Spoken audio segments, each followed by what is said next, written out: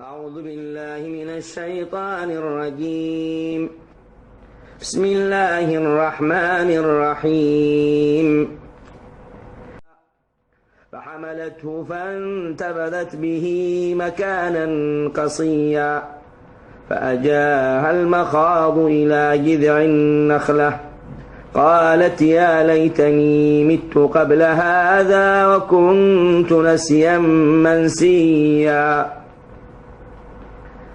فناداها من تحتها ألا تحزني قد جعل ربك تحتك سريا وهزي إليك بجذع النخلة تساقط عليك رطبا جنيا فكلي واشربي وقري عينا فإما ترين من البشر أحدا فقولي إني نذرت للرحمن صوما فلن أكلم اليوم إنسيا فأتت به قومها تحمله قالوا يا مريم لقد جئت شيئا فريا يا أخت هارون ما كان أبوك امرأ سوء وما كانت أمك بغيا فأشارت إليه قالوا كيف نكلم من كان في المهد صبيا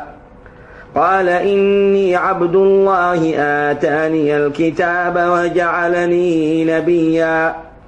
وجعلني مباركا أينما كنت وأوصاني بالصلاة والزكاة ما دمت حيا وبرا بوالدتي ولم يجعلني جبارا شقيا والسلام علي يوم ولدت ويوم أموت ويوم أبعث حيا ذلك عيسى ابن مريم قول الحق الذي فيه يمترون ما كان لله أن يتخذ من ولد سبحانه إذا قضى أمرا فإنما يقول له كن فيكون وإن الله ربي وربكم فاعبدوه هذا صراط مستقيم فاختلف الأحزاب من بينهم فويل للذين كفروا من مشهد يوم عظيم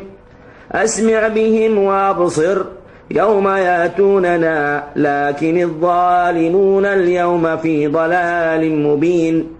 وأنذرهم يوم الحسرة إذ قضي الأمر وهم في غفلة وهم لا يؤمنون إنا نحن نرث الأرض ومن عليها وإلينا يرجعون واذكر في الكتاب إبراهيم إنه كان صديقا نبيا إذ قال لأبيه يا أبت لم تعبد ما لا يسمع ولا يبصر ولا يغني عنك شيئا يا أبت إني قد جاءني من العلم ما لم يأتك فاتبعني أهدك صراطا سويا